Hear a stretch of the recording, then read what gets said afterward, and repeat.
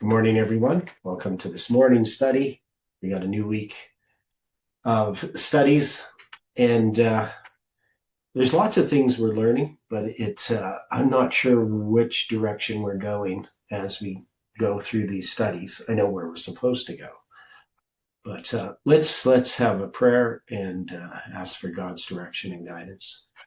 The dear Father in heaven, we are so grateful for the light that shines upon our path, and the light that we have in this new week as we face another week of things that happen in this world that are so unexpected and yet are mentioned in prophecy. And we're thankful to be in this time in Earth's history, even though it's difficult to see the things happening around us. We are thankful, Lord, that you have revealed to us light so that we need not fear about the things that are coming upon this earth. And we just ask for your Spirit to speak to us, to lead in this study. We know there's so many issues going on within the church, within this movement, within the world, and the great controversy raging within our own hearts and minds. And so we just invite your Spirit in, that you can conquer the enemy in our lives. We ask for your angels to watch over each person and our families, our interactions with others, that all of these things will be to your glory. And we pray this in Jesus' name. So, good morning again, everyone. Now, as you can tell, I'm getting over my cold. I'm feeling, like 84.5% right now, which is better than I was yesterday. I was not very good, but I managed to get through the studies yesterday and did lots of studying yesterday, reviewing all kinds of things. And before this study, before we started recording here, we had a little bit of a conversation, Stephen and I, regarding the Marah and the Kazon in Daniel chapter 8. And there's so many things that God has revealed to us, so many insights in understanding the prophetic periods, which, as I've been reviewing a lot of the work, the light that God has given us, I'm trying to organize a lot of these things. It's actually quite amazing. I'm not generally a very excitable person, but as I view these things, I'm not emotional about it, but there's a lot of comfort in what God has revealed to us. Now, we've to get back to these studies, we've been going through First Kings, but Second Chronicles has some parallel sections to First Kings, and so we look at the things here. And one of the things that we had focused on last week was the dedication of the temple, the first temple, Solomon's temple, and then the building of Solomon's house. And then now we looked on Thursday, we looked at this 20 years. Now, what was the significance that we found with this 7 years, 7.5 years to build the temple, and then the 13 years, and then the 20 years? What did we discern from that? Does anybody remember? We forget the things we learn. There was a connection between the 13 years here and the 13 years from Artaxerxes' decree in his 7th year, and then his decree in his 20th year. Okay, so I connected it, which I think people agree. So we never had a big discussion about it. But the 7 and the 13 to make the 20 years aligns with 457 BC. That is, you're going to have the 7th year of Artaxerxes. He's going to issue the decree, and that decree is going to lead to all of the events in 457, leaving Babylon, going to Jerusalem, the setting up of the civil order, and then the divorce from the strange wives. So there's a whole story in there that we then need to connect back to the story of Solomon. Now, when we first looked at Solomon's temple, we connected it also to the story of the second temple. So we've had a connection in the story of Solomon, who is the third angel's message. We've connected his building of the first temple with the building of the second temple, and that's connected by a period of 490 years, right? So very significant. Under Darius's decree, you're going to have the temple completed. Many Adventists assume it's under the decree of Artaxerxes that the temple is built. I taught that for years. I had no understanding for years about Babylonian, the history of, I couldn't have told you what year the temple was destroyed or anything like that. And many Adventists are like that. We sort of know about 457, but we don't really understand about the three decrees, and we always think it's about just this one decree, which is the right decree, but Ellen White says all three decrees are needed. In originating, what is the word she uses? Originating, can never remember. There's three different words. Is it affirming, one of them? Yeah, affirming and completing or something like that to meet the specifications of the prophecy. I always wish she had used like commencing, confirming, and completing. All three C's would be easier for me. But anyway, you can see that we have this connection of Solomon to the temple, obviously, because we dealt with Solomon's temple. And then you have the 13 years.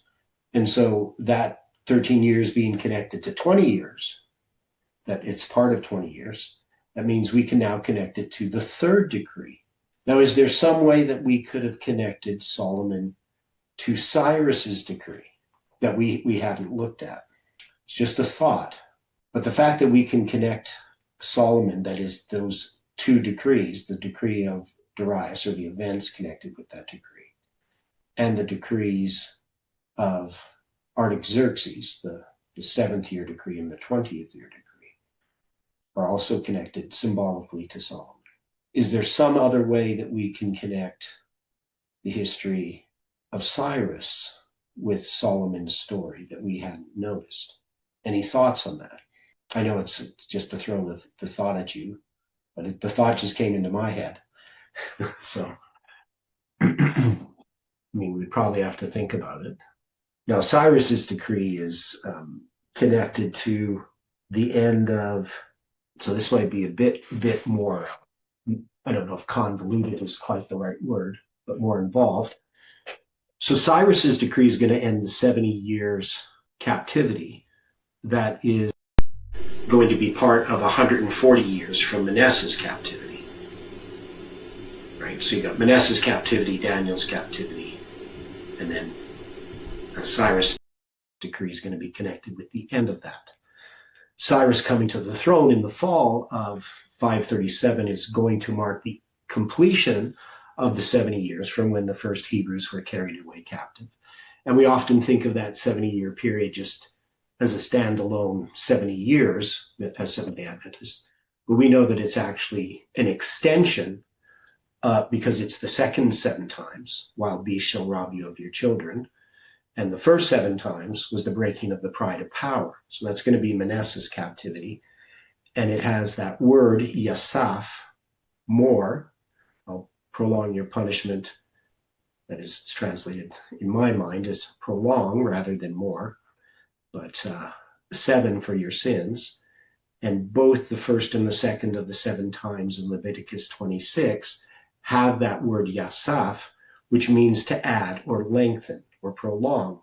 And since they're added together to make a period of 140 years, they're the only 2 of the 7 times that use that word, that would suggest that they're one period. And they end, that is that 140 years, both the 70 years that is the probationary period, and then the 70 years that is the actual 70 years in Babylon. Those are going to end with the decree of Cyrus, right? Is that clear to everyone? Maybe people listening might not understand completely what I'm talking about.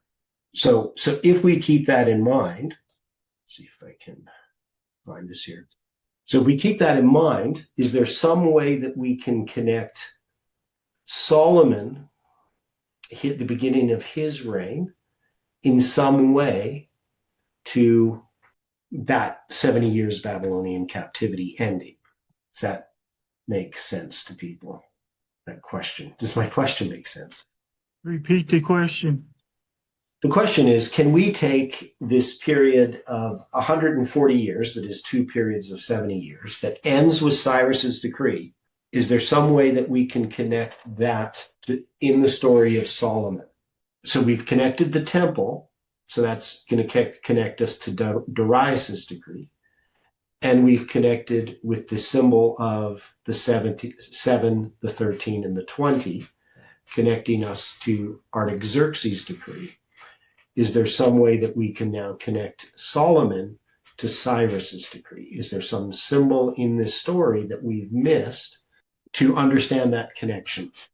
That is, Solomon, the other way we could look at it is that the story of Solomon, which is representing the third angel's message at the end of time, that is, it's representing October 22nd, 1844, to the second coming, at least part of his life or story is typifying that. Can we say that it also connects to the beginning of the prophetic year? So it's marking a period that's connected to the end of the prophetic year, Adventist history. Is he also going to be connecting to the beginning of the prophetic year in some way? Is that how we would connect him to Cyrus? Is there something that we're missing about the story of Solomon? I don't have in mind any particular thing. I'm just throwing some of those pieces there for you to look at. I think it's something we have to consider. There might be something there. But people understand what my question is, right? Understand the basic idea of what I'm asking. Stephen? Yeah, so, why would you connect Solomon with Cyrus? Cyrus is the first angel's message. Okay, good question. So we connected Solomon with the second decree, right? And that's because that's dealing with the temple, the second temple. And then we connected Solomon to the third decree. So the question is there something that connects him to the first decree as well? Now you're saying that Cyrus is the first angel's message, which we recognize. So maybe there isn't a connection there. But we know that there is a repeat of history that is occurring that's being typified in the story of Solomon. The temple's the most obvious one, right?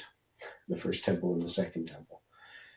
This connection of the 13 years and the 20 years with the 7 years, that's not as obvious, but it helps us understand that Solomon's connected to that history as a symbol.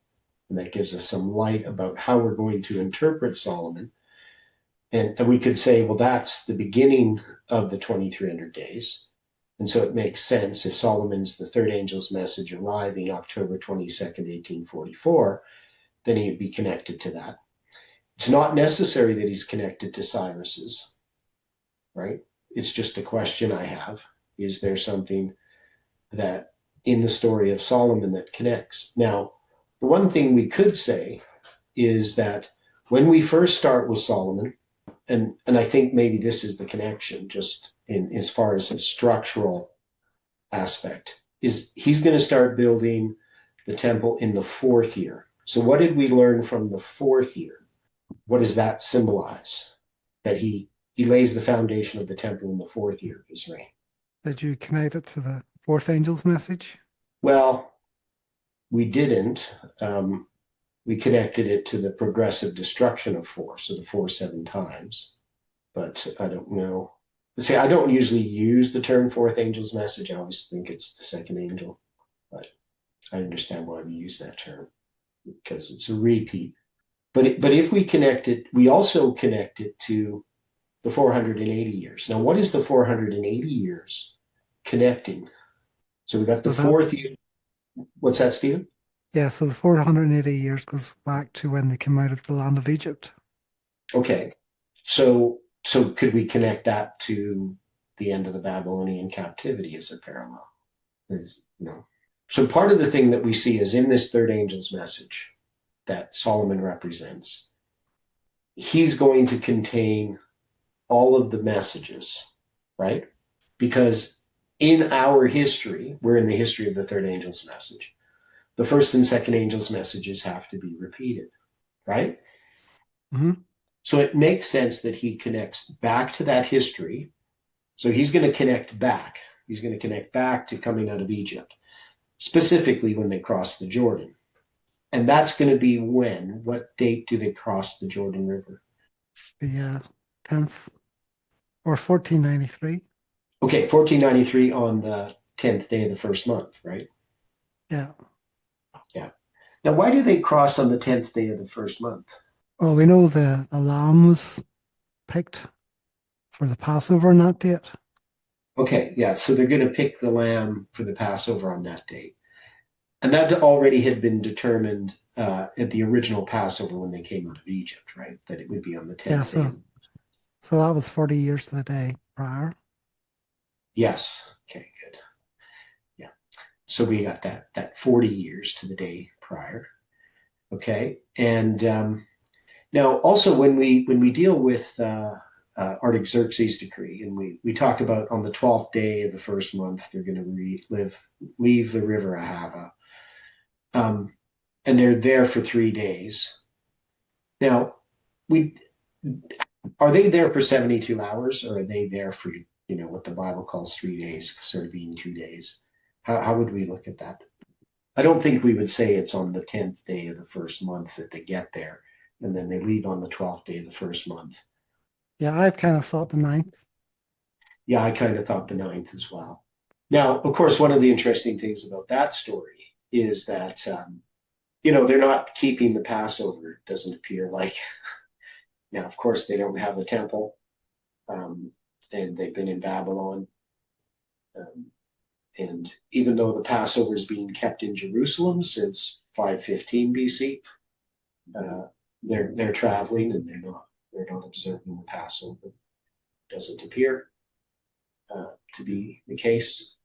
Doesn't mention anything about it, but they obviously can't be keeping the Passover in any meaningful way while they're traveling. So I'm not sure about some of those things. But anyway, we can see that this is going to connect back to that story of the crossing of the Jordan. So that's going to connect us again to the third decree.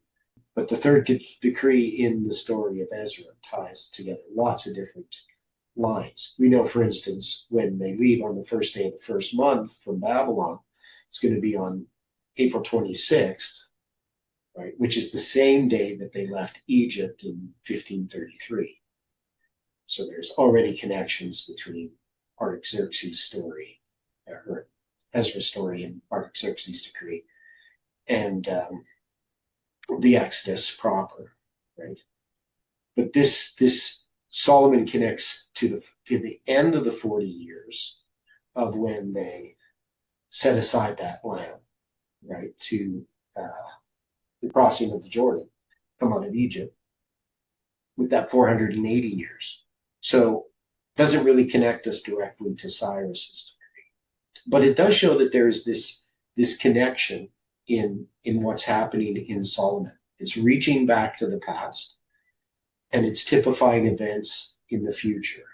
So I think that's the important thing to learn about this story. Just had a thought. So Cyrus, when he first surrounds Babylon, I have that in 541. I think there's an Elmite quote that connects that. There was like a 2-year siege of Babylon, and then Darius is going to be king for 2 years. So you have like a 4-year period there. Okay. And then Cyrus is going to reign for 7 years. Elmite says 7 years for him. So you could maybe see like a 4-year period followed by a 7. Okay. Connecting with Solomon's fourth year and then 7 years building the temple. Okay. Yeah. So again, just a structural connection to those periods of time. So the 4 becomes significant in connecting to the 7, right? So we hadn't really considered that part of it, 4 and the 7 to be so years. And then the 7 and the 13 would be this 20 years. So that marks the beginning of the decrees, right? And the end of the decrees. And, so the center of that is the building of the temple. So it just gives some structural weight to how we're applying these things. Yeah, so I think that's probably the strongest connection. Yeah, but the 13, I'm not too sure. So you had Cambyses and for like 7.5 years, Elamite says, and then you had false Smyrtus for like 7 months. Yeah, well, we don't need the 13 years in there. We just need the 4 and the 7 at the beginning. And then we have the 7 and the 13 at the end. That just kind of patches that together with the temple in the beginning. Does that make sense? Just ignore 13 then after Cyrus dies. Well, I'm saying you don't need 13 connected with Cyrus, and I don't know that there's 13 in there anywhere. No, I think it would take you to the 5th year of Darius, maybe. Yeah, because you have 20 years in there as well, right?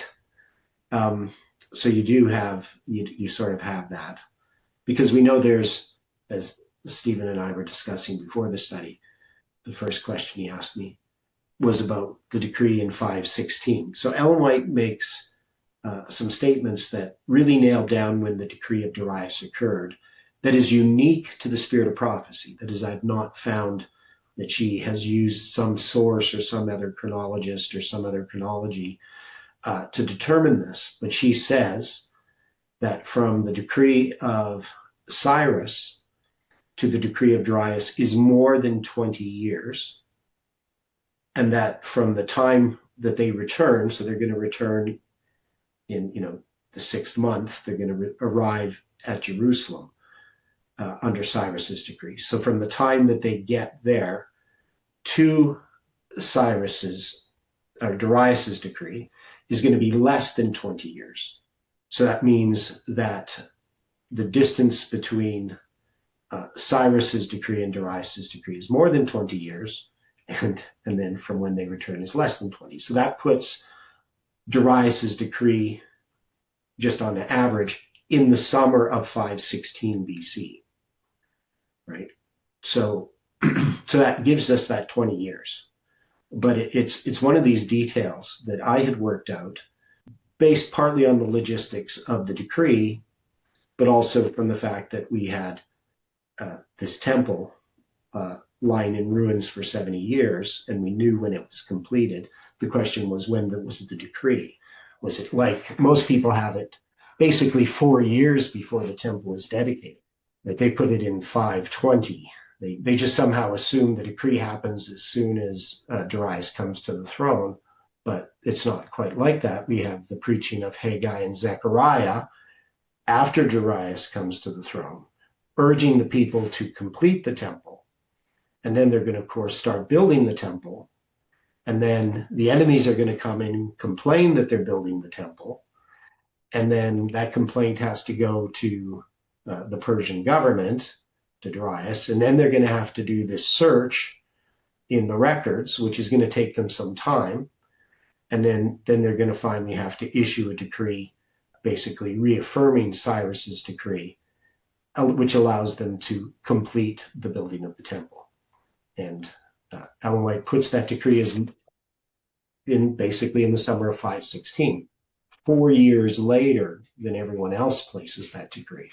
Everyone, like I have no one who tries to put that decree 20 years after Cyrus's. So I know it's not just a round figure, because it's less than 20 years from when they return. So you wouldn't have that more and then less if she's just rounding things up, right? So anyway, we have that 20 years. That's all I'm saying, is that 20 years that we see here, and it came to pass at the end of 20 years where Solomon had built the house of the Lord and his own house. So we can see that 20 years as a symbol exists between the first two decrees, and it also exists as part of Artaxerxes' decree, because he makes the decree in his 20th year. And it also has that division of 7 and 13, right? Because his first decree is put in his 7th year and the second one in his 20th year. So you have 7 years and then 13 years to make the 20 years. Okay, so that, could be quite a boring little detail that we've spent all this time discussing.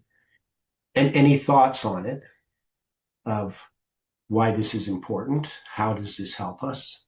Now, if we go back to 1 Kings, it's going to give us some of this information.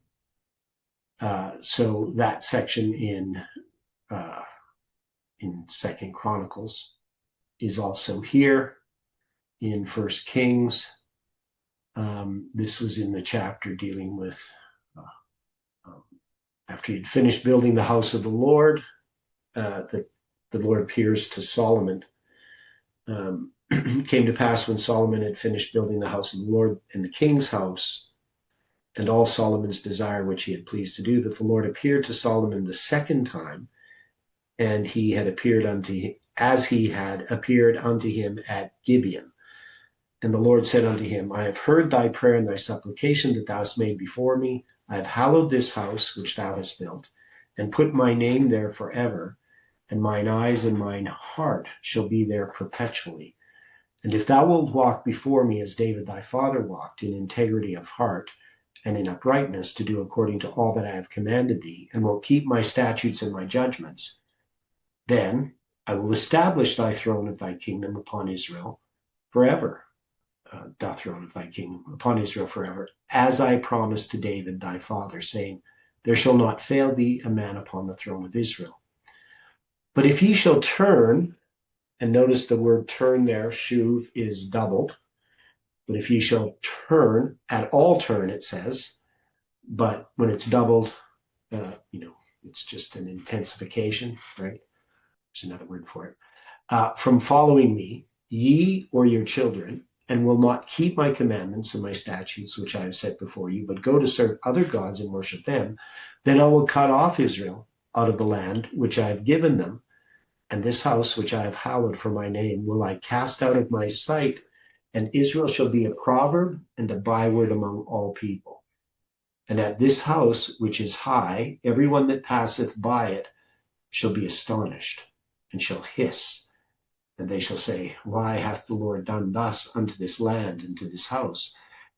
And they shall answer, because they forsook the Lord their God, who brought forth their fathers out of the land of Egypt, and have taken hold upon other gods, and have worshipped them, and served them. Therefore hath the Lord brought upon them all this evil. So here we have basically a prophecy that is going to be fulfilled, right?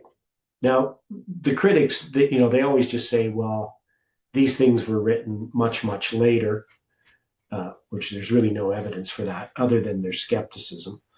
But these prophecies about what would happen to Israel if they departed. Now, did they depart under Solomon? Like, when did the Israelites start worshiping other gods? Well, didn't it start in Solomon's time? After the death of Joshua and the elders at that time. Yeah, so they already had been worshiping false gods all through this history, even though there's God, working. So there's still a lot of false worship in Israel, even though they're under this theocracy, right? Sin is not, it may have gone into the dark corners, but it still exists. When we come to Christ and we make a covenant with God, often we break that covenant, right? Israel's no different. And Solomon's going to be an example of somebody who is highly privileged, had great opportunity.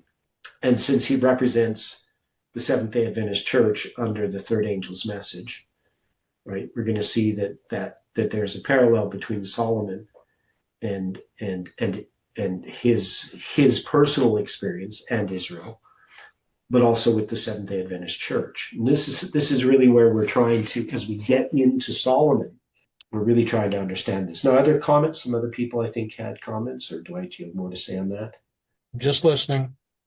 Okay. So they've been following false gods, but God has now set them up. Solomon has built a temple King David's throne is going to be established through his son Solomon. And then this warning is given. It's a covenant, really, with conditions. If you follow me, you'll be blessed. If not, this city and this temple and all this will be a byword.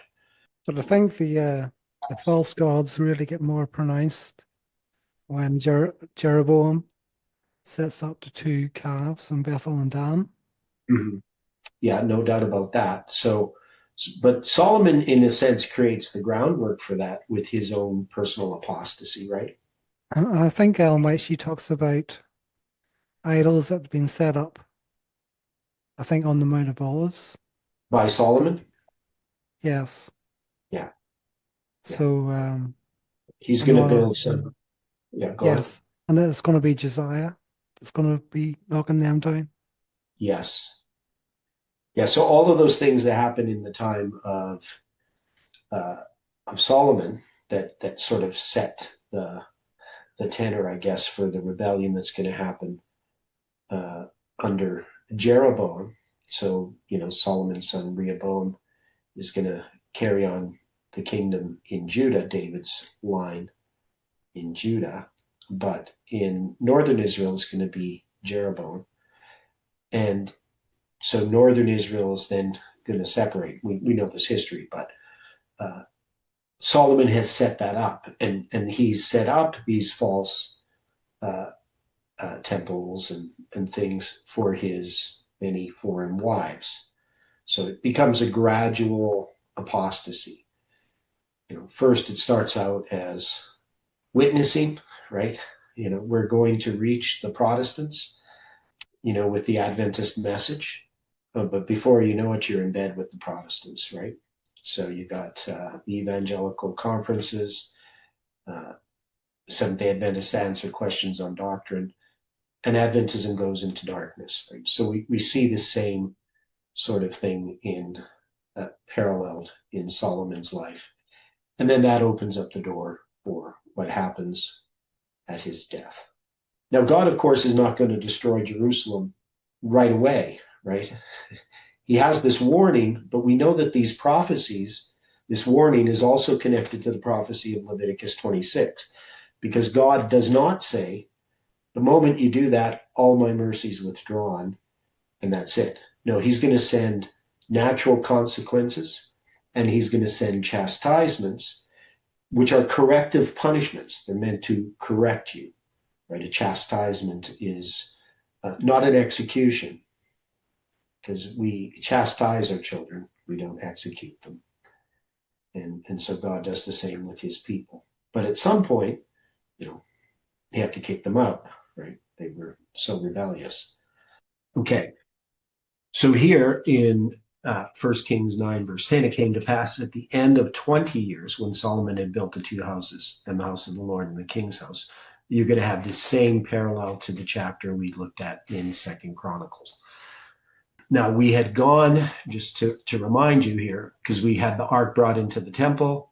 Solomon blesses the Lord, right? So the reason we went to 2 Chronicles was to fill in the details dealing with the dedication of the temple. So the fire from heaven, and then Solomon's accomplishments is going to be the same parallel to the chapter we're reading in chapter 9. So basically we went there for, is it chapter 7, I think, just that gives us more details.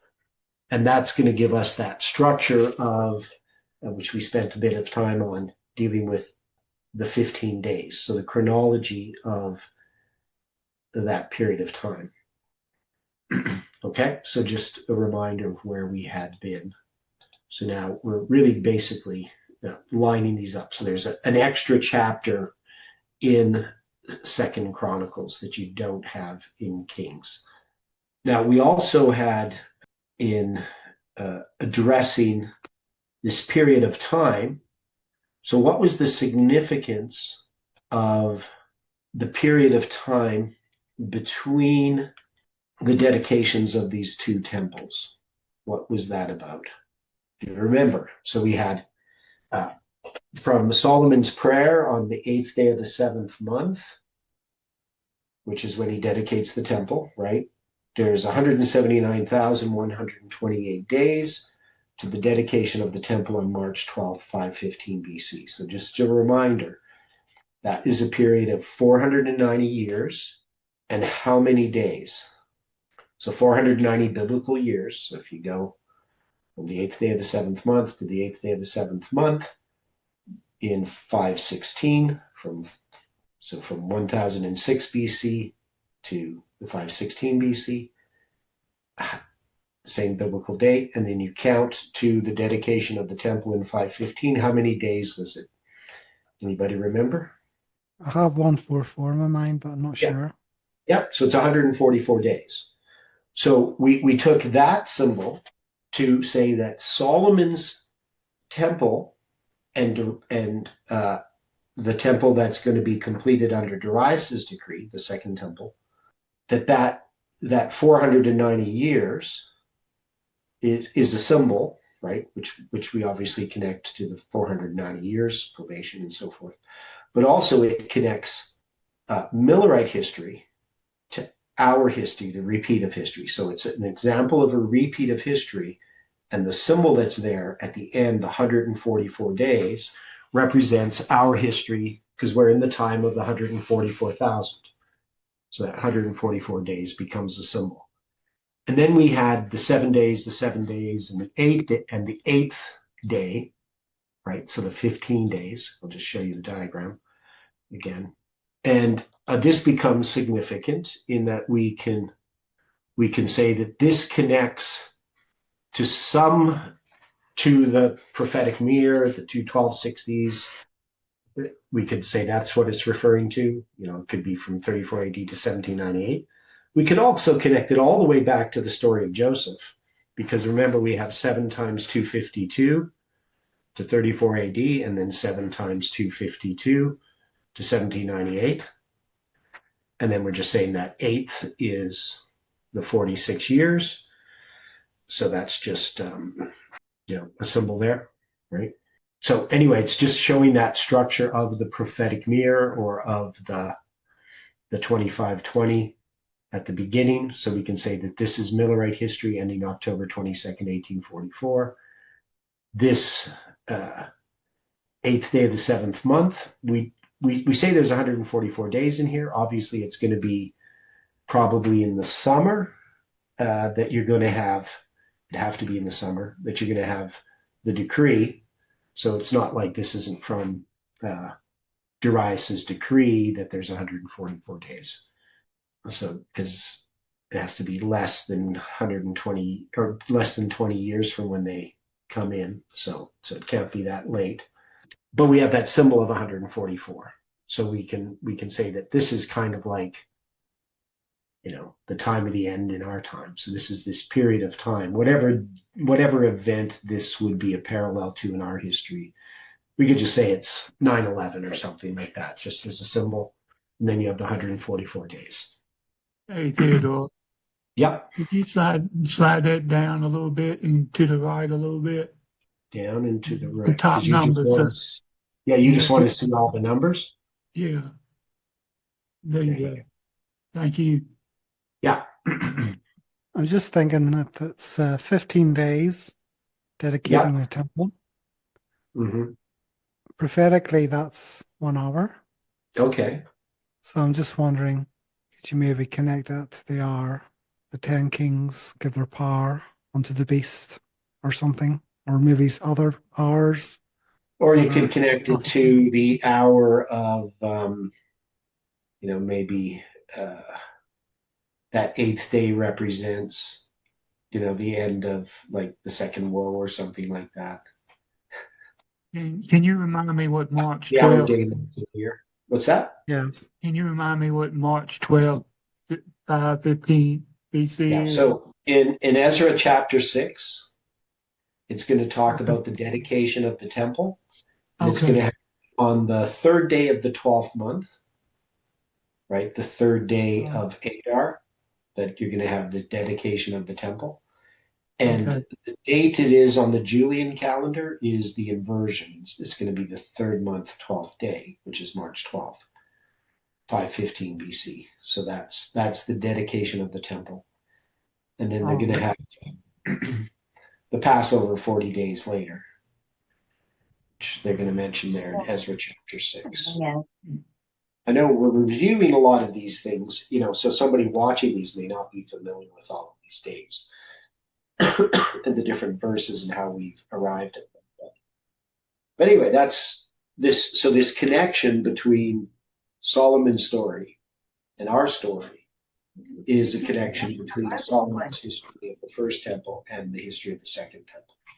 So the history of the second temple is typifying our history. But this is the history of Adventism, right? So this is that big line, really, of what Ellen White sees as the line, 1798 up until the Sunday Law, right? Which we then zoom in and we see this history of the 144,000 in the Sunday Law. And so that's what would be represented there. So these are the things that we kind of just laid down what we have studied and examined it a little bit. So the 8th day of the 7th month, that's when the temple was dedicated the first time, right? Yeah. Okay. Yeah. So you can see that it's dedicated the first time in the 7th month, and the second temple is dedicated in this 12th month. So it's basically 490 years and 5 months apart, these two dedications.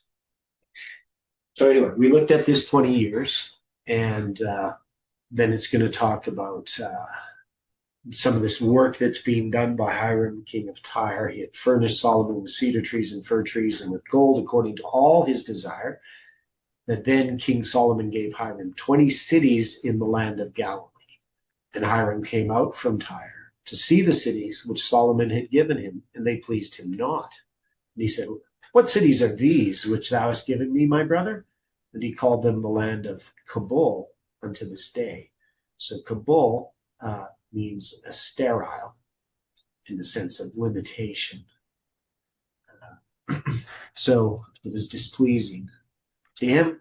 So the city of Kabul in the tribe of Asher was one, and probably from this Hiram took occasion to give this name to all the other cities which Solomon had ceded to him. And Hiram sent the king 60 talents of gold. And this is the reason of the levy which King Solomon raised for to build the house of the Lord and his own house, and Milo, however you say that, Milo, and the wall of Jerusalem, and Hazor, and Megiddo, and Gezer. For Pharaoh, king of Egypt, hath gone up and taken Gezer, and burnt it with fire, and slain the Canaanites that dwelt in the city, and given it for a present unto his daughter, Solomon's wife. And Solomon built Gezer and Beth Horon. Yeah, it's always interesting, the kind of gifts they give. Like, would you want to have a city as a gift? Especially after it's been burnt.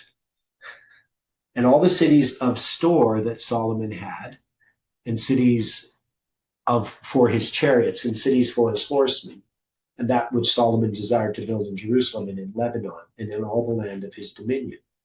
And all the people that were left of the Amorites, Hittites, Perizzites, Hivites, and Jebusites, which were not of the children of Israel, their children that were left after them in the land, whom the children of Israel also were not able to utterly to destroy, upon those did Solomon levy a tribute of bondservice unto this day. But of the children of Israel did Solomon make no bondmen, but they were men of war, and his servants, and his princes, and his captains, and rulers of his chariots and his horsemen. These were the chief of the officers that were over Solomon's work, 550. So get this number of 550 chief officers of the officers, which bear rule over the people that wrought in the work. But Pharaoh's daughter came up out of the city of David unto her house, which Solomon had built for her. And then did he build Milo. And 3 times in a year did Solomon offer burnt offerings and peace offerings upon the altar which he built unto the Lord, and he burnt incense upon the altar that was before the Lord. So he finished the house. And King Solomon made a navy of ships in Ezion Geber, which is beside Eloth, on the shore of the Red Sea in the land of Edom. And Hiram sent in the navy his servants, shipmen that had knowledge of the sea, with the servants of Solomon. And they came to Ophir and fetched from thence gold 420 talents and brought it to King Solomon. So what's happening here? What's being described in this account? What's the reason for this? So we have some numbers mentioned, which you always pay attention to: 420 talents, 550 chief officers. So what's happening in this story? How would we take this? Is there any way we can parallel some of this to Adventist history? This relationship between Hiram of Tyre and Solomon in Israel. And what about Egypt? This relationship with Egypt. Is it symbolizing something within Adventist history? Remember, we had God appear to Solomon this second time as well.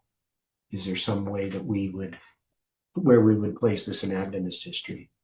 All I can see, generally speaking, is a league with the worldlings for expansion, Okay.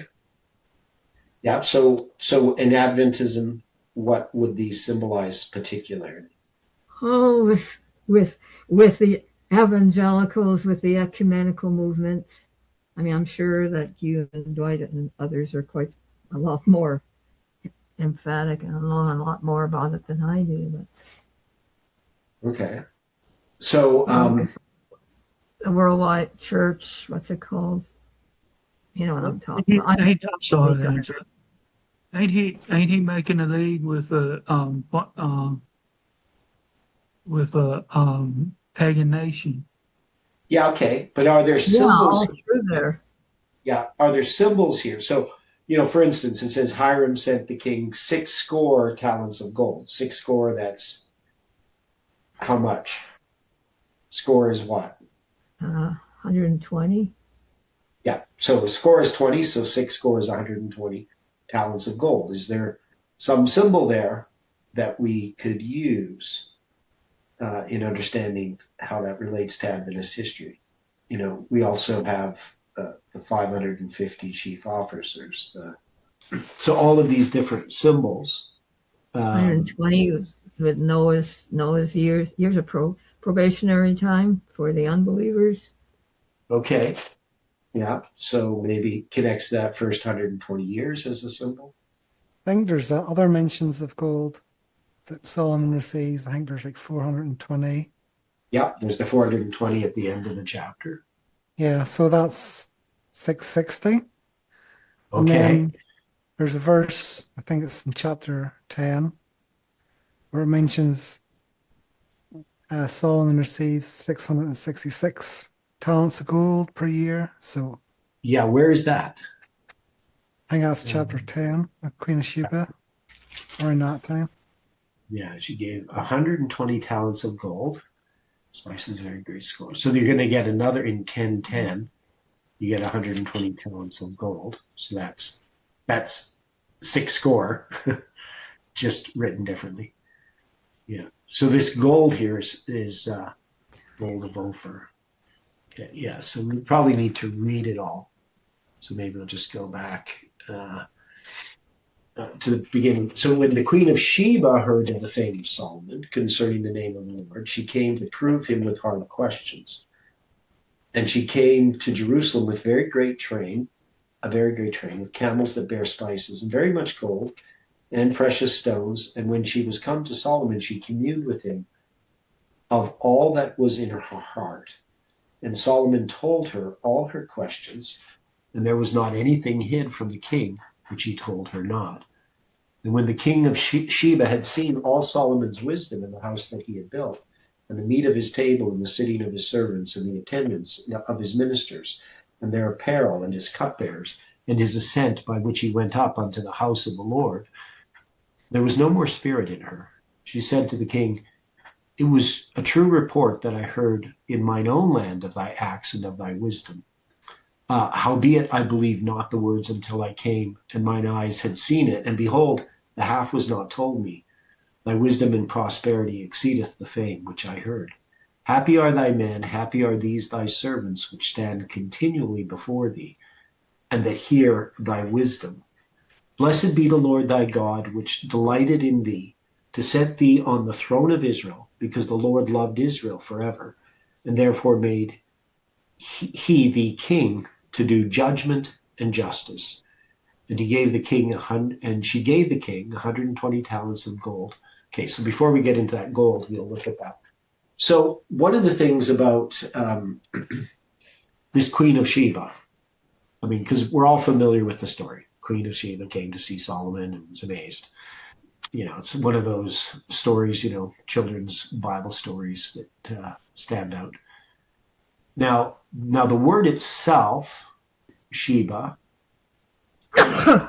it means 7 or an oath, right? So what would be the significance that we have this Queen of Sheba coming to Solomon? The 2520. Okay, so 2520, yeah. Now, how would we relate that to Adventist history then? Where is this Queen of Sheba coming into contact with Solomon, the third angel's message, at the time when Solomon is beginning his apostasy, let's say, even though it's not really apparent. Just outward. from what you were saying, it seems to be after his house has been built. So this is at least his 24th, after his 24th year. Okay, yeah. As a king. Yeah. But if we're going to put it into Adventist history, how would that help us? So after they reject the 2520, they then go into apostasy. Okay. So there's just, you know, Solomon's coming in contact with the 2520. Now, what about Hiram Edson? No connection to Hiram of Tyre, but Hiram Edson, he's going to present the 7 times to the Adventist Church in 1856 in the Review, those 7 articles on the times of the Gentiles. Would we make a connection there? We just say the Queen of Sheba comes in contact with Solomon, and that it's representing that time, that's where the apostasy begins, even though it's kind of before the church, I mean, has officially built its house, but it's just in connection with it. It's just interesting that it's going to be the Queen of Sheba here, you know. And then you have 7 years. You have 7 years from 1856 to 1863. Yeah. And then Sheba, she's representing the Gentiles. Yeah. Okay. So it gives us that symbolism of the 7 times, the 7 years from 1856 to 1863, sort of this opportunity to give a message, but it kind of falls on deaf ears or something. I don't know how to explain it, but there's definitely a connection there. Okay. And then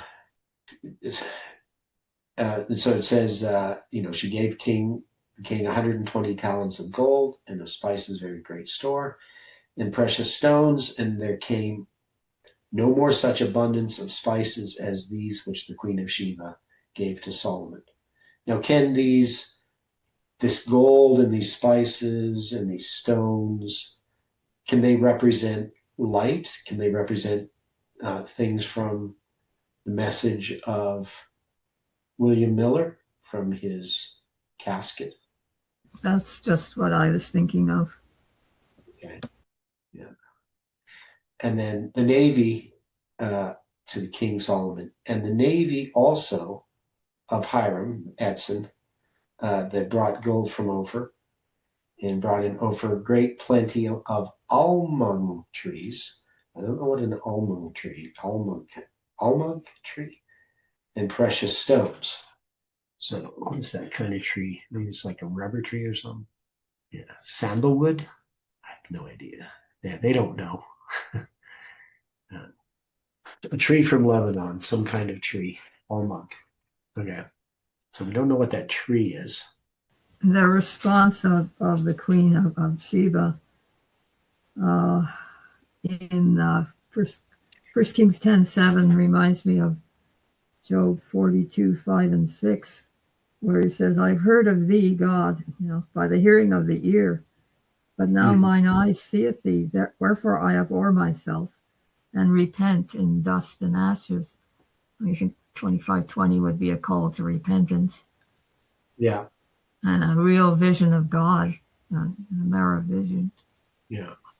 Now this, for Solomon, this is, it's kind of the opposite in the sense that she's seen him, and really he should be recognizing her as the 7 times. But the church gets caught up in its own success, right? Not able to recognize the message that's coming there. I think it's a parallel. Okay. And then we got another 120 talents of gold, just as we had the 6 score. And we got these almug trees and precious stones. And the king made of the almug trees pillars for the house of the Lord and for the king's house, harps also, and psalteries for singers. If you're going to make some harps, definitely need to be a tone wood of some sort, and psalteries. We don't know particularly what these instruments are, but this says a skin bag for liquids collapsed from when empty. So these are bagpipes, I guess, for singers. And singers here, so it would be singers. Okay. And there came no such almug trees, nor were seen unto this day. So these are pretty good trees for tone woods. It'd be nice to have a guitar built out of those almug trees. And King Solomon gave unto the Queen of Sheba all her desire, whatsoever she asked, beside that which Solomon gave her of his royal bounty. So she turned and went to her own country, she and her servants. Okay. Now the weight of the gold that came to Solomon in 1 year was 666 talents of gold. That's what Stephen was referring to. Yeah, if you take away 666 from 1856, you have 1190. Okay, so it's connecting. So 1856, the year that Hiram Edson publishes his 7 articles, 7 years before the 1863 chart, dealing with the times of the Gentiles, or the 7 times in Leviticus 26.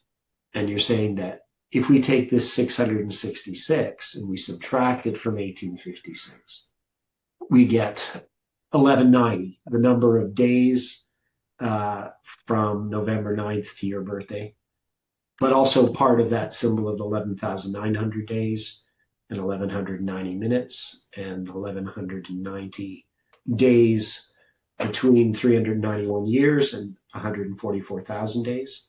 So 142,810 days is the period of time of the second woe minus the 15 days. That is the 391 years minus the 15 days.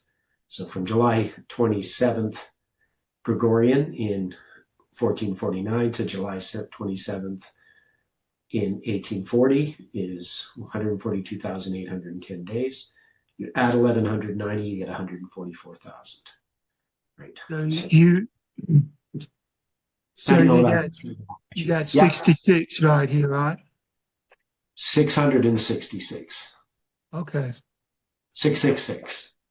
600, 60, and 6. 3 score is 60. So you got 666 talents of gold in 1 year.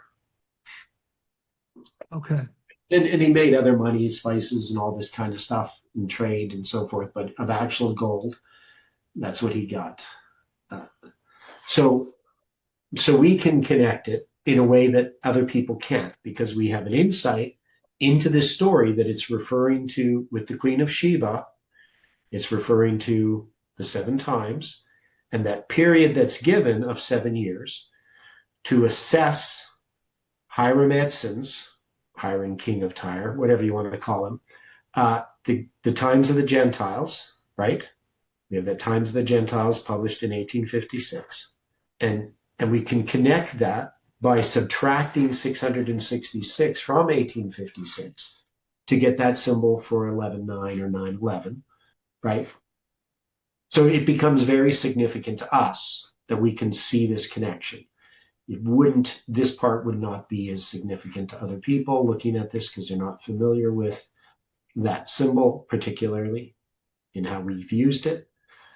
So I think it's significant, this 666. And it fits into the history of the Adventist Church at the beginning when Solomon is beginning this apostasy, but is unaware of it, right? He's rejecting the 7 times. The church is rejecting the 7 times. They're unaware that they're doing so. They believe that they're accepting the prophetic periods and God's leading in the past. But they already have departed early on, right? I think this is quite profound to myself personally. And somebody's writing on my screen there. I'm not sure who did that. It was me, Theodore. I got it on. I don't know how I did it. So yeah, I don't know how you did it either. I know there's some way I can stop that from happening. Excuse me. Okay. Now, Kelly put a little comment there about almond trees. Yeah, we just still don't know what they are. It's believed to be red sandalwood from India or Sri Lanka. So we don't know for certain. Yeah, the Encyclopedia of the Bible also says they could be cypress trees. Cupria sempervirens has something to do with living for forever, I think. And horizontalis, well, when I saw horizontalis, of course, I was thinking of a horizontal tree. Okay. Aranson. Yeah. Yeah. So, yeah, the thing about, because I know a little bit about wood, one as, having worked in a sawmill, but the other thing also being a classical guitarist and selling guitars. So, the question is which would be a better type of wood for building musical instruments? I would say cypress. Yes, cypress is definitely a better wood. So, and I know that because I've had guitars built from cypress. Flamenco classical guitars. Cypress is a nice yellow wood. It's very similar in color to maple. But sandalwood, I would not use for an instrument. So I think it's probably cypress since they used it for making a harp. So sandalwood is more like a hardwood. So you'd be something more you would use like as a structural wood that you need something very hard like a violin machine peg, things like that. And sandalwood's really full of oil, so that wouldn't be good for a musical instrument, for a tone wood. Anyway, so it doesn't really matter what kind of the wood was, but that's my opinion about the wood. So we got the 666 talents. So that's pretty interesting. Now it says in verse 16, and King Solomon made 200 targets of beaten gold, 600 shekels of gold went into one target. Now, what is a target? So it's a shield or a buckler. So 600 shekels of gold, that seems like an awful lot of gold to make a shield. So these would be more ceremonial shields, right? These would not be something you would actually carry out in the field. Is that what we would take? I think there's a parallel passage in Chronicles. Okay. And, well, the next verse, don't it say it talks about the shields? This is talking about a target. A target is something you shoot at, ain't it? Yeah, but it says that the shield is what protects you when you're in battle, right? Yeah. Target is just a target do you aim at and shoot at, right? Yeah, well, that's English though, right? So, right, Okay. Where does the word target come from? The original word target. it probably could have referred it to something like a shield. Yeah. So, I mean, we're going to have to look into this a little bit more next time. But anyway, Stephen, you were saying there's a parallel passage. Yeah. Well, Second. yeah, I don't know if it adds anything to parallel, but the word shekels there is supplied. Yes. And the understanding there is it could be more like a beka, which is half a shekel. Okay. Or even some other measurement. So it's hard to know. But it just seems like 600 shekels. Like if it was, and that's what I was going to comment on, the shekels is added. So if you think of 600 shekels, yeah, because you have 300 pounds, being mentioned in the next verse. So that word is 300 shields, beaten gold, 3 pounds of gold went into one shield. So that word is manna. So that's a manna. And a manna is 50 shekels. Yeah, right? So that there would then support, if it was a beka, half a shekel, I think that would then correlate to evidence to showing that. Yeah. Okay. There's 50 shekels to a manna. Yeah. If you do the math, whatever it is, I'm just going off my memory here. And then my view is, okay. Yeah. Because if you had go on. If you had it actually being 600 shekels, that would be 100 shekels to a manna, because you have 300 pound manna of gold. Well, yeah.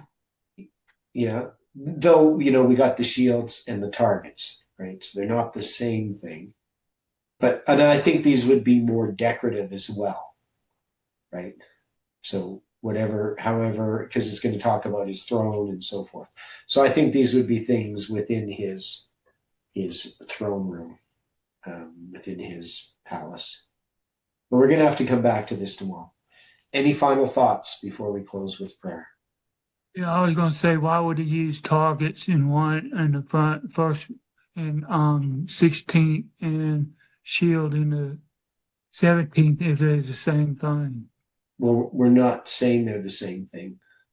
You just got to telling me that it was probably the same.